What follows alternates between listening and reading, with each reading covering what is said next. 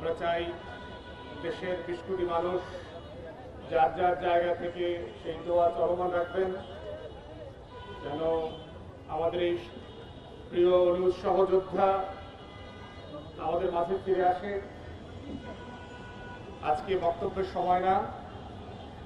প্রথম কথা হচ্ছে যে আমরা লড়াইয়ের জায়গা থেকে বারবার বলেছি যে একটা রাষ্ট্র অথবা একটা জাতিকে জাতি হয়ে ওঠার যে সংগ্রাম লড়াই তার ভিত্তি হয়ে উঠতে হয় হচ্ছে তার শত্রু চেনবার মধ্য দিয়ে। বাংলাদেশে আমার এই সোনার বাংলার সুশীল বুদ্ধিবেশ্যারা গত 54 বছর এই জাতির সবচেয়ে ক্ষতিকর শত্রুকে বন্ধু আকারে আমাদের সামনে পরিচয় করিয়েছে এবং এতবার বলেছে যে পৃথিবীর ইতিহাসের সমাজবিজ্ঞান রাষ্ট্রবিজ্ঞানে যে শত্রু সাপেক্ষে রাষ্ট্র হয়, আজাদির লড়াইটা যে শত্রু সাপেক্ষে হয়। প্রত্যেক রাষ্ট্রের নাগরিককে তার সময়ের ঐতিহাসিক পরম্পরার জগৎ শেঠ, উনিচাঁদ, রায়দুল্লভ, লেন্দুক দর্জিদেরকে যে পরিচয় করিয়ে দিতে হয়, জাতির যুবকদের সামনে খসিটি বেগম আর মীর জাফরদেরকে প্রতি প্রজন্মের কাছে যেভাবে পরিচয় করিয়ে দিতে হয়, আমাদের দেশের বুদ্ধিবেশ্যারা গোলাম মিডিয়া এবং রাজনৈতিক দলগুলো দেশের সবচেয়ে ক্ষতিকর এলিমেন্টগুলোকে জাতির তরুণদের সামনে বন্ধু বেশে গত 54টা বছর পেশ করেছে। এবং যেটা করবার মধ্য দিয়ে যেটা হয়েছে, আমার স্বাধীনতা, আমার সার্বভৌমত্ব, আমার জাতীয় স্বার্থ, আমার আত্মমর্যাদা বারবার ভুলুণ্ঠিত হয়েছে। ডিজাইন, এলিগেন্স, বিউটি, সেরা পণ্য সবার জন্য জেভিকো। রাজনৈতিক দলগুলো যেভাবে আমার হাসনাত ভাই বলে গেছে এত পাইনলেস বনলেস হয়েছে ক্ষমতার জন্য। ফকির মিসকিন বস্তির ছেলেমেয়েরা আজকে বড় বড় রাজনৈতিক দলের নেতা হয়েছে।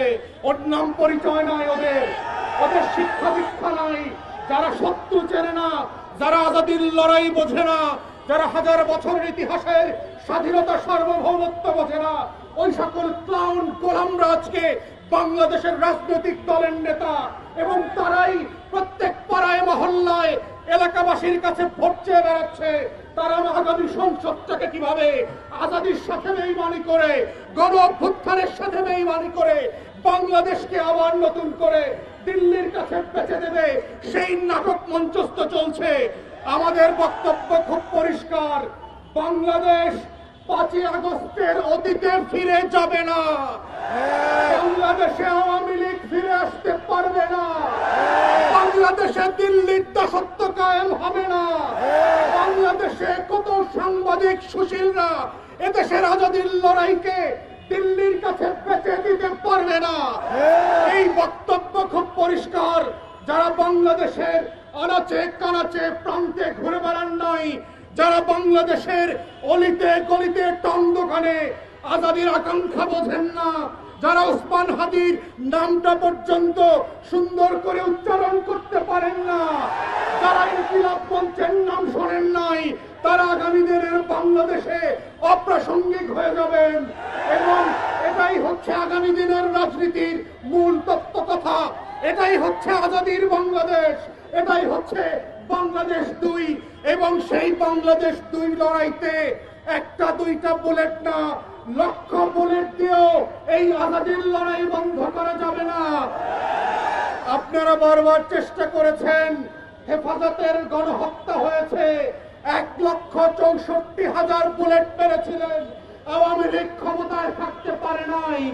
বিরোধী দলের 15,000 নেতা কর্মীকে গুম খুন করেছেন, আওয়ামী লীগ ক্ষমতায় থাকতে পারে নাই। পিলখানায় গণহত্যা করেছেন, আমার 57 জন সেনা কর্মকর্তাকে শহীদ করেছেন। দিল্লির আধিপত্য টিকে থাকে নাই। নির্বাচন ব্যবস্থা ধ্বংস করে দিয়েছেন। 16 বছর ধরে গোলাম গণমাধ্যম দিয়ে বাংলাদেশের আজাদির বিপক্ষে প্রত্যেক দিন তথ্য সন্ত্রাস করেছেন। আওয়ামী লীগ ক্ষমতায় থাকতে পারে নাই। পরিষ্কার বক্তব্য, বাংলাদেশের মাটির রং বোঝেন নাই, আজাদির রং চেনেন নাই। ওটা আওয়ামী লীগের পতাকার রং না, ওটা লাল সবুজের রং। ওটার জন্য লক্ষ লক্ষ মানুষ জীবন দেওয়ার জন্য যেমন প্রস্তুত আছে, আগামী দিনেও থাকবে। অতএব শত্রুরা সাবধান, লক্ষ বুলেট প্রস্তুত রাখতে পারেন।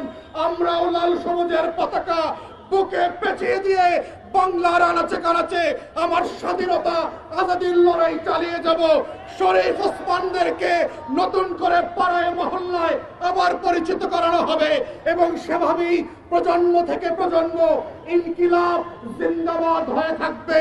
ইনকিলাব ইনকিলাব জিন্দাবাদ জিন্দাবাদ ইনকিলাব ইনকিলাব জিন্দাবাদ জিন্দাবাদ ইনকিলাব ইনকিলাব। জিন্দাবাদ জিন্দাবাদ। আসসালামু আলাইকুম।